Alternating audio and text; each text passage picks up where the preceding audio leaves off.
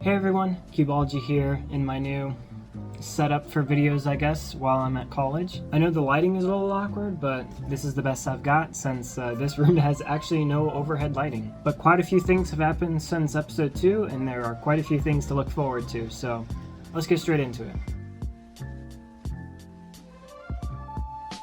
The biggest thing that's happened on my road to sub 2 journey has obviously been my 2.49 average that I achieved at North American Champs in round 2. Those were some insane scrambles, so let's get right into recons. Okay, so this is the first scramble of round 2, and I only really saw 2 options. I saw green, which is 3 moves, just do that. Or there's an okay yellow, like that.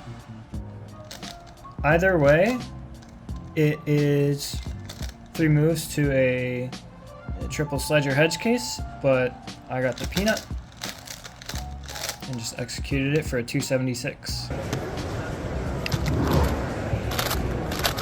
This is the second solve, and there's a couple options here, but there's green, which is 5 moves, and white is also 5 moves. And that just goes to sledge hedge, which is what I did for a 240. It's pretty bad execution, but it is still a 240.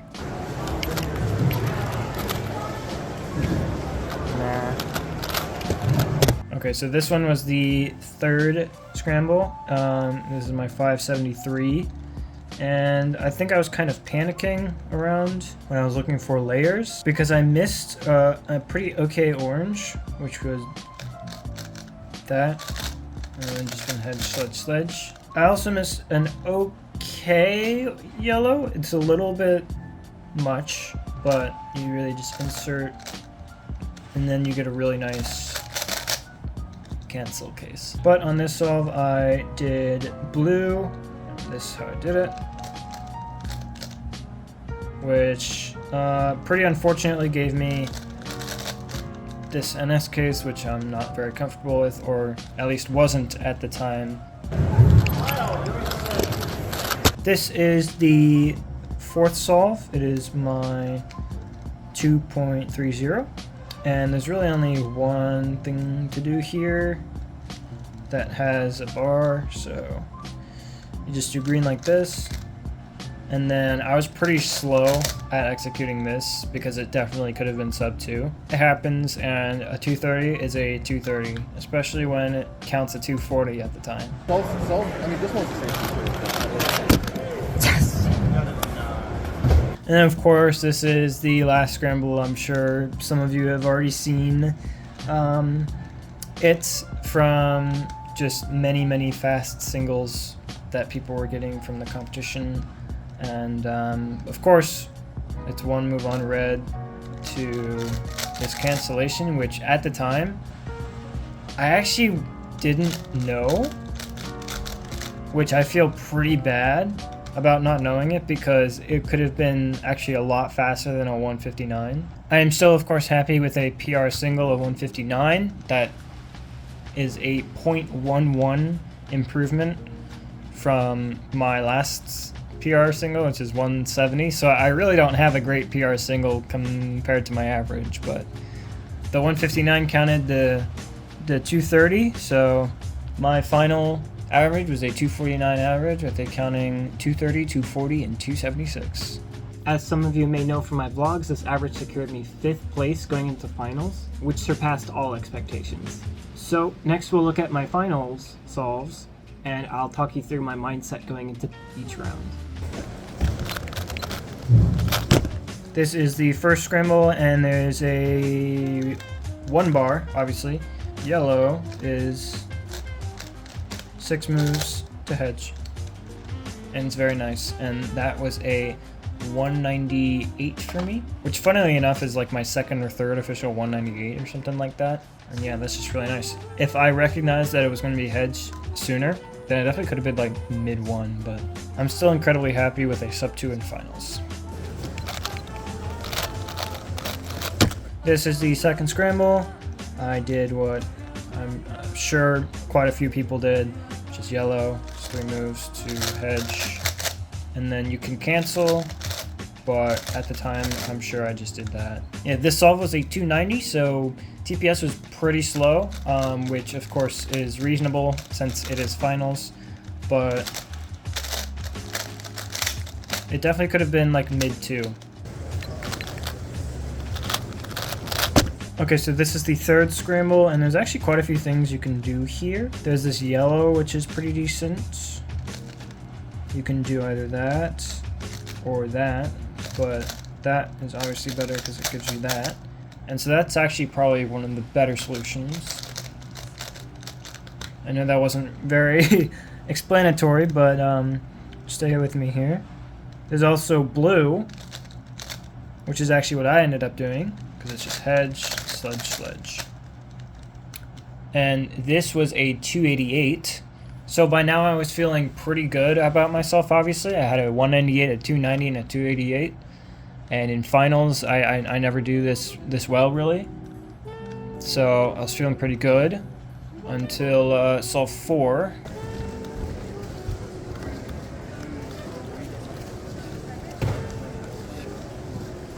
8 seconds.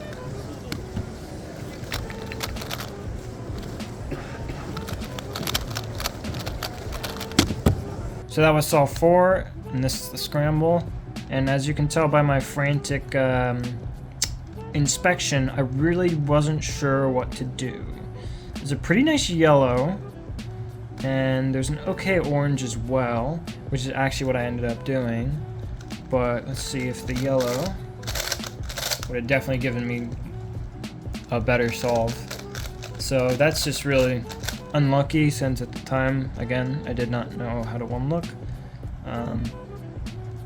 But I definitely would have done that yellow over this orange, because then you get this case, which at the time I just was not comfortable with at all, and it resulted in really, really bad execution and recognition, just everything. 607.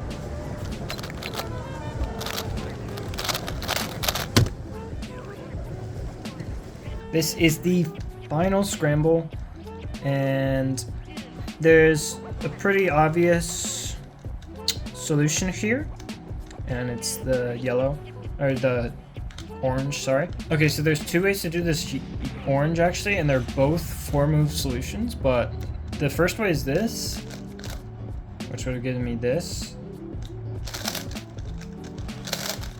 But I ended up doing the second way, which is a little bit less obvious in my opinion, but you insert this first, and bring that down.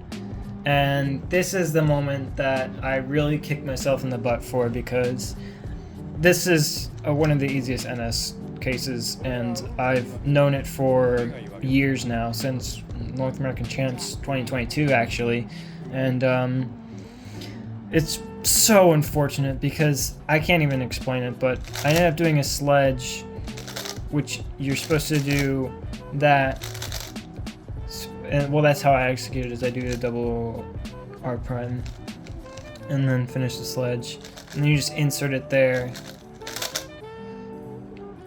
But just one move, and I would have been fine. I would have gotten like a mid to high 2 average, most likely. Yeah, it's so painful. But I did a sledge, and then just the realization set in that I just did that wrong, and I just completely just lost all mindset, and ended with a 385 for sledge solve.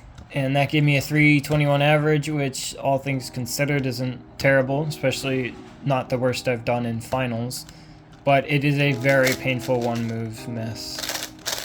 But yeah, that's my finals reconstruction. My mentality going into finals was pretty simple. It was one of those things where, like, I did the hard part. This is my reward. And so I'm just going to try my best to enjoy it.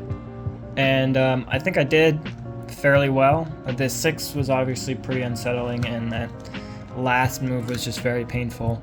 But the rest of the average was pretty solid. Of course, execution was slower than, you know, my at-home times, but that's to be expected in a major finals. So I give myself lenience for that. And yeah, I think I'm actually starting to get a bit more used to competing in finals, in terms of the nerves and the headset and everything, just being surrounded by, you know, the best in the nation, so to say. So yeah, I'm looking forward to the future and hoping that Worlds could be feasible by then. I hope I've improved enough to maybe have a shot at finals, but we'll have to wait and see, of course. And before I forget to mention, I cannot really do recons for my Skewb round 1 average because I did not remember my solutions enough, and I did not record them, of course. If you have seen the vlogs, you know why. So I don't really know what I did to achieve a pretty bad average, but just know it was a 372 average. I counted a 4 and a 3 at the end. Started out with a 4.8, 2.7, 2.8. So it was like, the middle was good, everything else was not really good. And my mindset going into that first round was pretty bad. I over practiced and I psyched myself out a whole lot, especially with the stream and all. And that's what I achieved at NAC. It blew my expectations completely out of the water, and I honestly think that I was more happy to get to 249 than my first sub 3 average, which is crazy to say, but considering the first round and my mentality after that and just how crazy everything felt, it really was something special. So now that I've achieved sub 2.5 that quickly, I think my goal for future competitions will be consistency, at least for now. I mean, first round at NAC and finals are the kind of averages that I want to weed out of my regular performances. That way, later down the line, I can push for a PR very comfortably. Of course, I'll always be going for, you know, solving as fast as I can, but I think I can only really achieve PR now if I get another set of lucky scrambles. So for now, PR is not going to be number 1 priority. It's going to be more consistency. I want to rack up those sub 3 averages. With that being said, Mid-Atlantic Champs is right around the corner, and I've got 3 more rounds of Skewb, which is really exciting. My goals for mids are going to be my first pure sub 3 average, which means every solve is sub 3, and at least one 2.5 to 2.7 average in 1 round. If I do get PR somehow, it'll probably be another 2.4 average, but we'll have to wait and see. And my last goal for this competition will be to achieve a podium finish. I am 4th on the psych sheet currently, but I think a 2nd place finish is definitely on the table for me. And I've done well at this venue in the past, so it might be some good luck there. Virginia Championships, I got 2nd place with a 270 PR average and got 2.7 averages, so it was a really good comp for me. And I think that helps with my confidence going into mids this year. In between NAC and now, I went through a post-NAC slump where I wasn't really cubing very much, and then not too much later, college, as you can tell, and I've been super busy with that. So while I would have hoped to make a lot more progress learning one looking between last episode and now, it hasn't really worked out that way. But I have gotten much more used to the NS algorithms that I learned in last episode, and I've even picked up 1 or 2 more that just feel more comfortable for the cases. So execution on practically all NS cases has improved for me, as well as the cancellations that I learned. And while I haven't had the chance to grind 1-look sessions per se, when I can, I do attempt to 1-look solves, and I actually do feel more comfortable keeping track of pieces as a result. I've also been trying to comp some when I can, which in college is obviously not very accurate, but I think it's actually more about the mentality for me rather than materializing as much about actual competition as I can. But going forward, I want to not only find better algorithms and executions, I do seriously want to commit myself to 1-looking, which will take some rearranging of my day-by-day schedules, but I'm willing to do that. I think it really will push me that much closer to sub 2. That's all I have for you today, though. Stay tuned for averages from mids that I may upload, and check out the Clicky live stream, of course, all 3 days to see how I do throughout the 3 rounds, and I'll be casting as well, so it'll be very exciting. I'll see you guys then.